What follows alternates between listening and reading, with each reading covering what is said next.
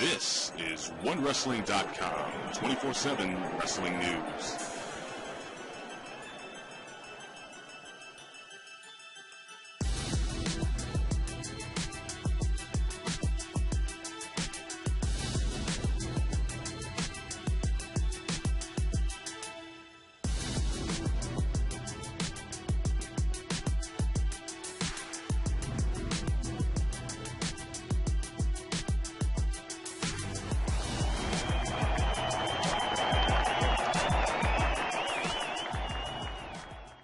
Ladies and gentlemen, this is the After Raw Report.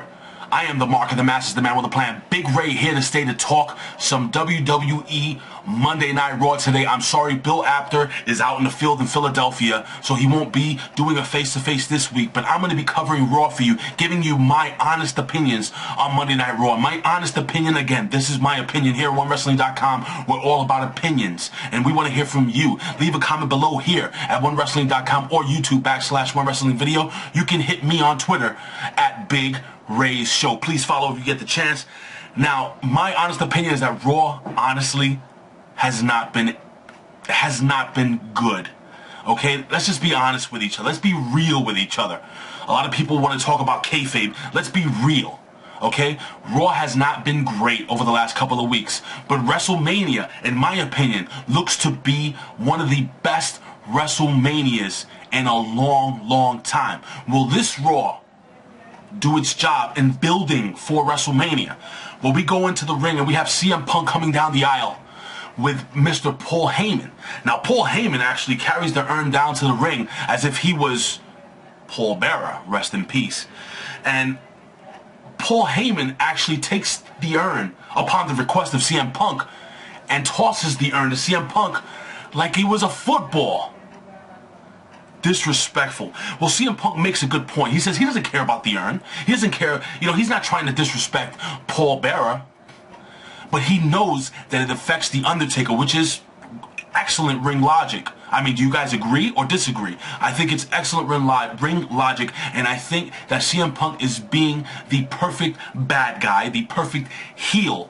And people say, oh, well, there's no chance that CM Punk will win the streak. CM Punk has never carried the company. CM Punk has never been the #1 guy. Well, you guys tell me who you think right now can end the streak. Can The Undertaker continue to wrestle these WrestleManias? His health is diminishing. Fact of the matter is, CM Punk is the biggest threat to The Undertaker in years. Period.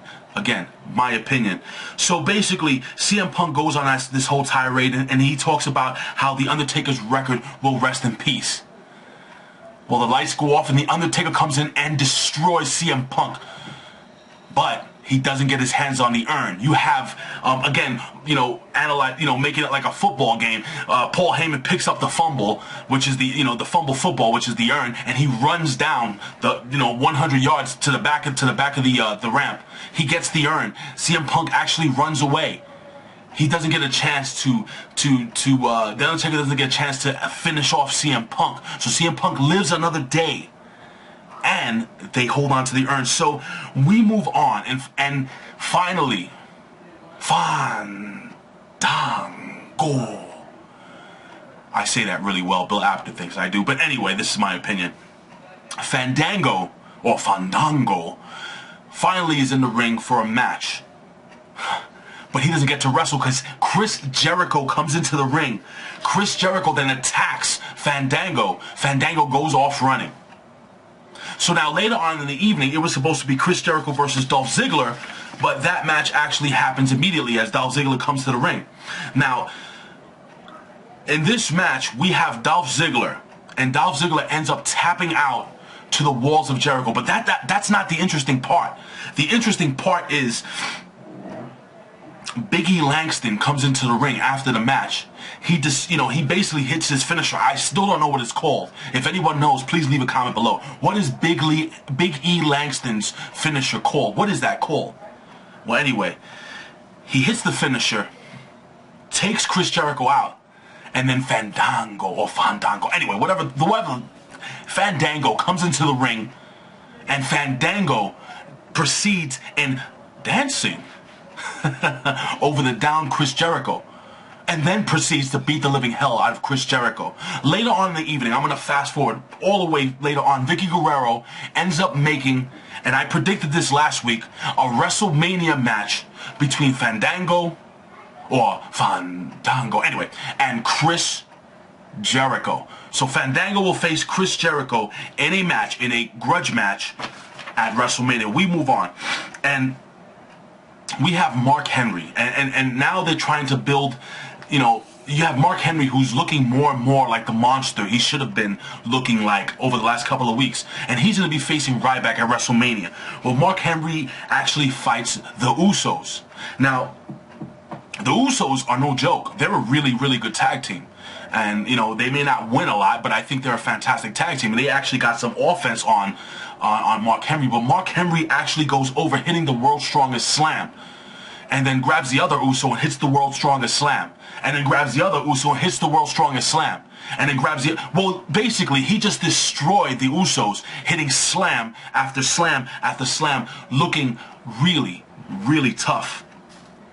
So now we move on to Antonio Cesaro versus Alberto Del Rio. And basically, after a big double suplex during the match, Jack Swagger comes into the ring and comes to the ring, and Jack Swagger attacks Ricardo Rodriguez. Now Alberto Del Rio is being distracted by what's happening outside the ring. He's actually counted out. So Cesaro wins the match. And I'm going to get into this a little later on, but Cesaro then proceeds to be, just beat up by Alberto Del Rio, tapping out to the armbar. There was no official match at this point in juncture. But again, the mid-card champions, the Intercontinental Champion and the U.S. Champion, looking very, very weak over the last couple of weeks.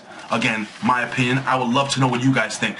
We move on to Team Hell No versus the Prime Time Players. No sign of Pancake Patterson this week. And basically, Kane and Danny O'Brien go over with a big choke slam over Darren Young. Kane hitting the choke slam for the 1-2-3 as Big E and Ziggler watch on in the back. So it was a quick match, squash match, no biggie. Now we move on to the promo cut by Triple H. And this is, and again, I'm going to lead into the whole mid-card champions, why they're not looking great. But anyway, Triple H cuts a promo, states, how, he's basically puts himself over, and, he's going to beat Brock Lesnar, so on and so forth. Well, as he's leaving the ring after he cuts his promo, Wade Barrett, the Intercontinental Champion, comes down to the ring, a mid-card champion.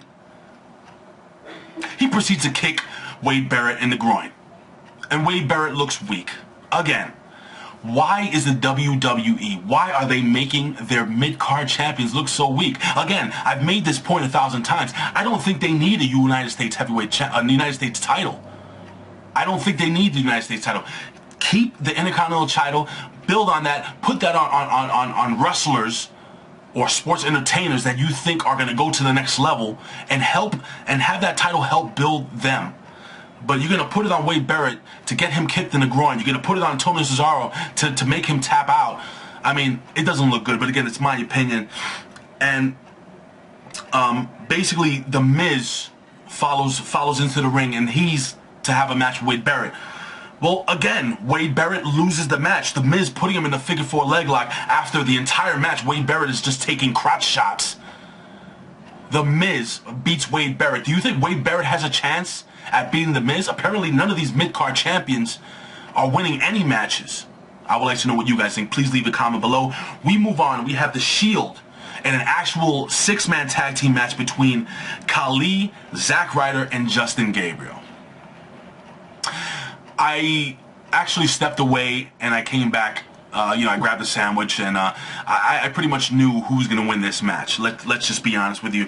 But The Shield basically win the match. But that's not the interesting part. The interesting part is after the match, The Shield was able to put the Great Khali up in that triple powerbomb, which is, no surprise. They made it sound like it was a big surprise because they actually put the Big Show, who is a much girthier 7-footer, up in the powerbomb. They actually put him through the powerbomb. But after this, Orton, Sheamus, and the Big Show surround the ring, and they kind of do the whole hunting the hunters the Big Show and Sheamus and Orton actually were able to chase these guys out of the ring.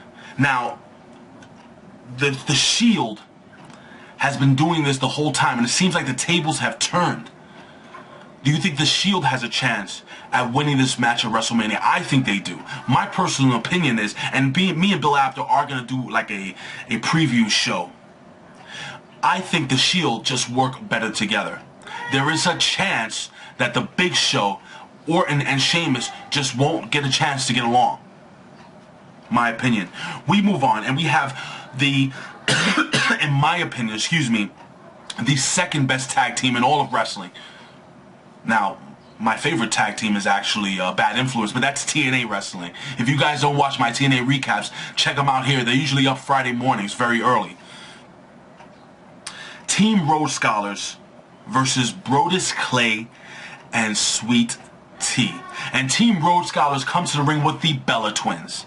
And, of course, Brodus Clay and Sweet T, or formerly Tenzai, come to the ring with the Funkadactyls. Now, we know that these girls have been having trouble with each other, but anyway, long story short, we have Team Rhodes Scholars going over, or winning the match over Brodus Clay and Sweet T.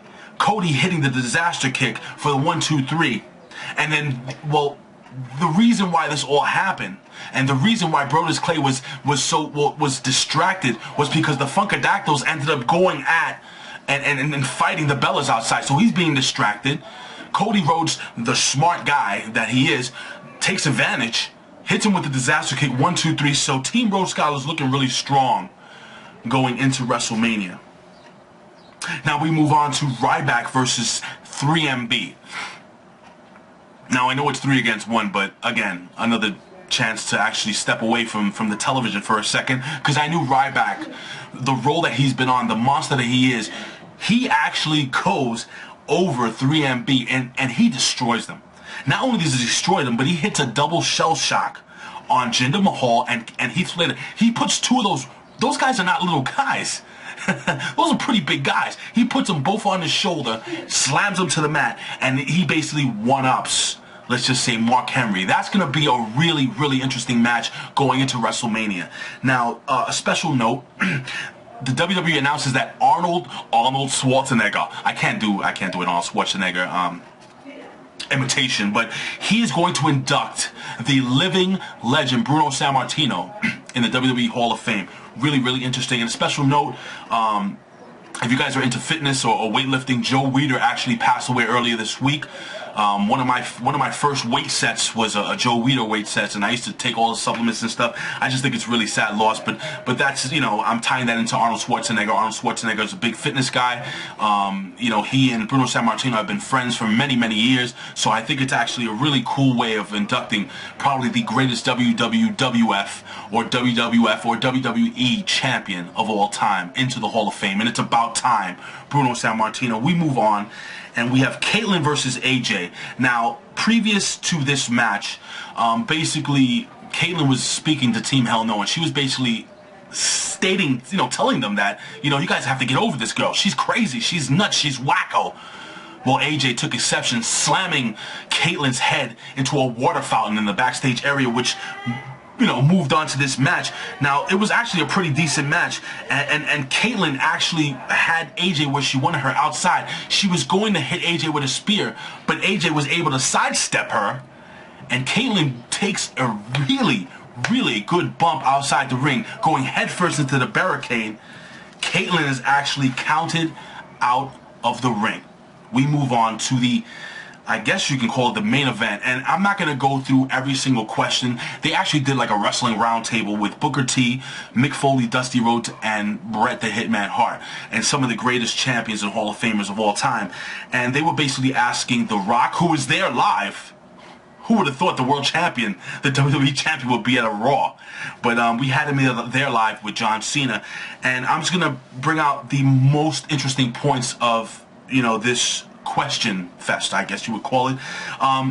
Funny, again, maybe this is my opinion, maybe this is the way I heard it on my television. Please leave a comment below if I'm incorrect.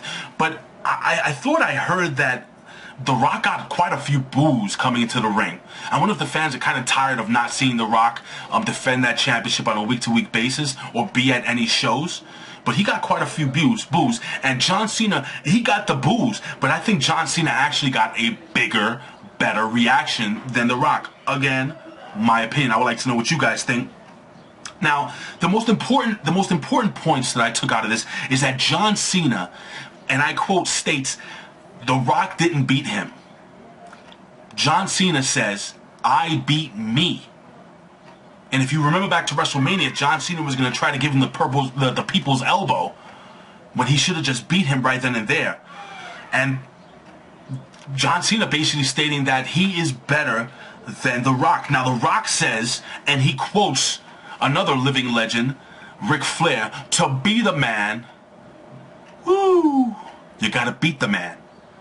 So they're going back and forth. And they're both making actually really good points. John Cena stating that he beat himself. The Rock says, you know what, you had your chance, but you have to beat me to prove that you're better than me.